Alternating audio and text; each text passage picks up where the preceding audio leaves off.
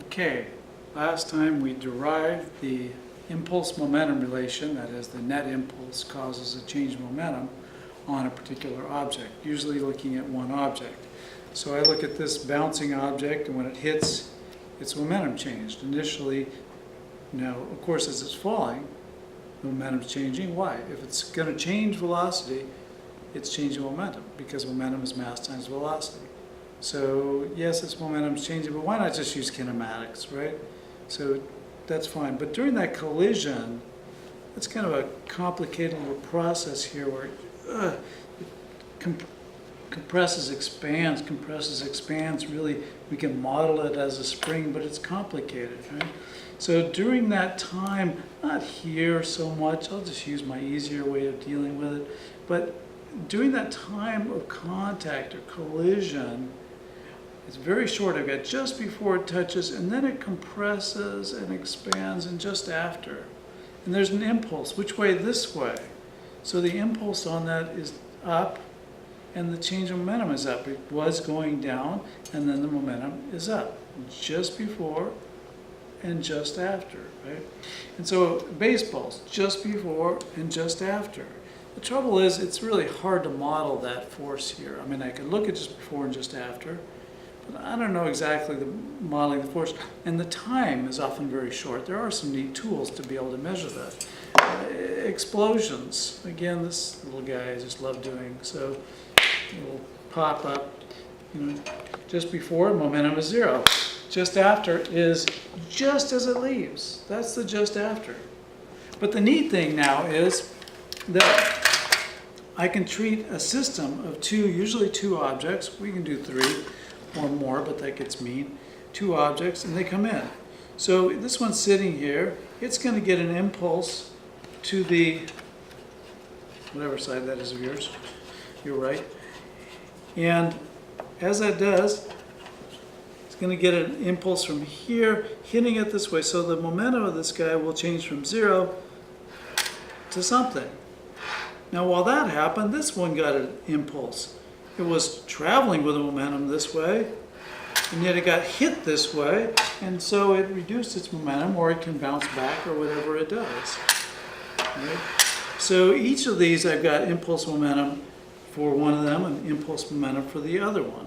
The beauty is, when you look at it as a system, we get something neat and something very useful. And we can avoid that messy interaction that happens, the complicated force that varies with time in some way that we can only model. So let's do it. Let's derive impulse momentum. And here's your brain, and here's your impulse on your brain. So we're going to do that. Remember last time, the second law, Newton's second law, can be rearranged and redefined so that we've got net impulse on R causes a change in momentum of R. Interactions cause change.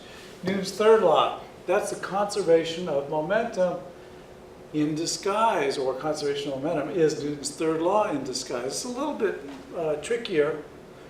You have to follow the steps, but you're going to start with Newton's third law, get conservation of momentum, okay? And what we did before.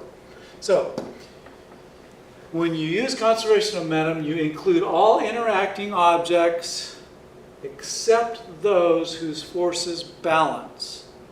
On that track, we got the force of gravity from Earth, and we got the track normal force up, and in that horizontal track case, those forces balance, and I didn't worry about them.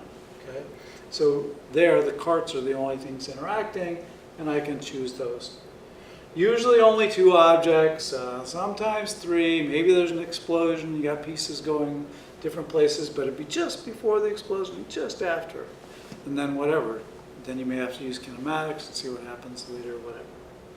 More is kind of mean because it's hard to keep track of in tedious. You get the point.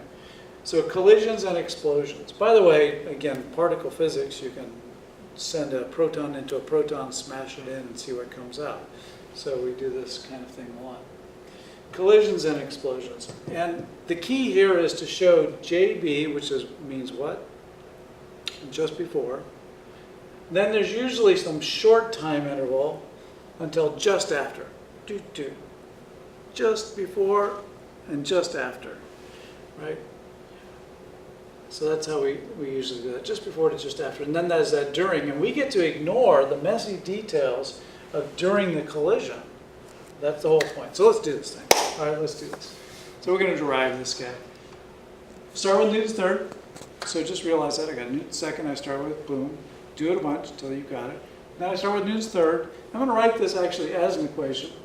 Remember, I like to write Newton's third as the force from B on A is equal in strength but opposite direction, force from A on B. I'll write it as equation here for the first time with a negative meaning the opposite direction, but same strength.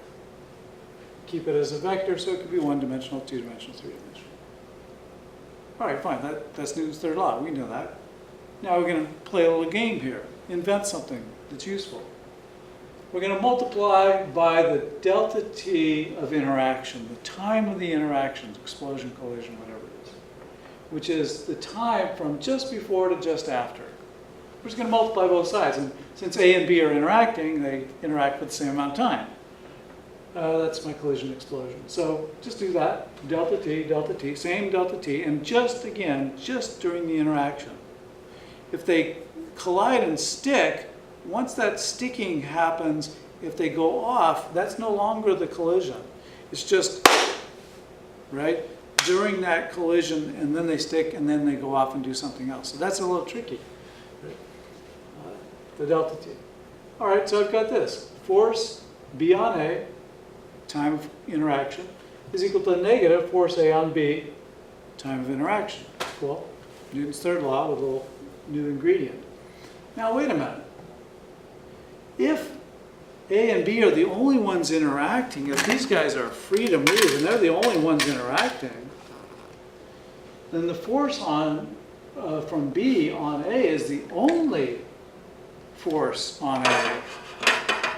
So then that is the net force on A. And that is the net impulse on A.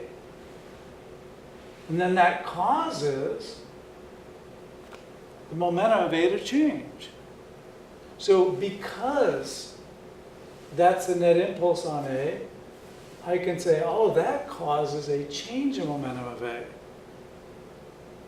And that's not good if your object is coming in and hitting another object that's not free to move because it's being held in place. So think about it. That's not going to work. This one's going to have a momentum this way, and then back out that way, and that one's not going to change its momentum because it's held in place. So they're free. I think of them any collision explosion where the two objects are free to move, at least during that duration. So this causes a change of momentum in A. What does this do? Well, this causes a change of momentum in B by the impulse-momentum relation. But there's a negative out here. Watch how cool this is. All right, so we rearrange it. Let's expand the deltas. Expand the deltas. So the change of momentum in A is momentum of A just after minus the momentum of A just before. Again, I encourage you, the JA and JB, to drive home that point. That's just after minus just before for A. And then that's negative just after minus just before for B. Right? And if they're vectors in 2D, then I got an X part and a Y part. Do them separately. Now let's rearrange. You can move this over there, flip it around. However, I like this arrangement. Make sure you can do it. Do it on paper, not just your head. That'll drill it into your brain.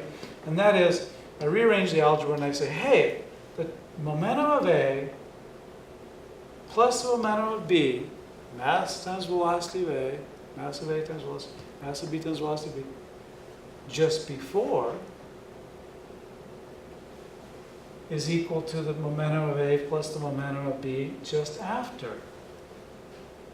And I don't have to worry about that messy collision or the messy explosion, the force during that delta t. And I don't even have to know what that delta t is.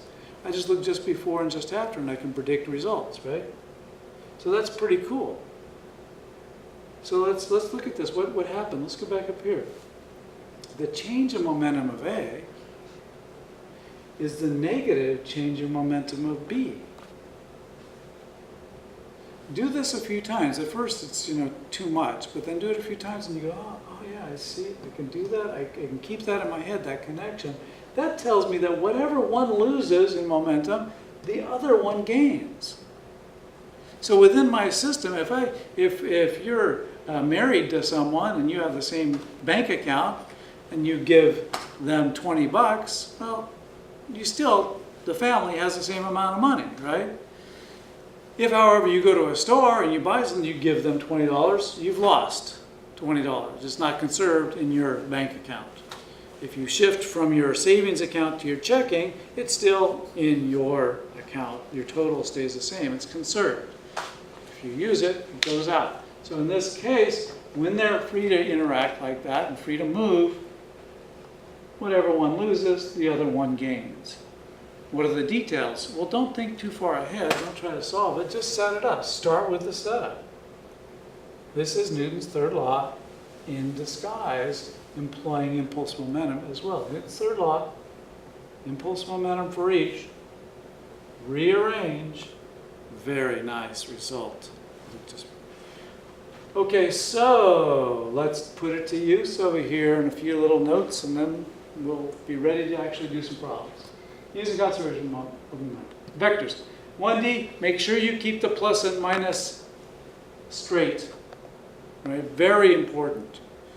And if you can subtract a negative, go minus a minus. Put them both in just to keep them straight. 2D, you got to break them into components. How do you do that? Sketch. Make sure you show and see it just before. The during is messy, and you get to skip that, and then just after. So show it. 2D, you got momentum AX plus momentum B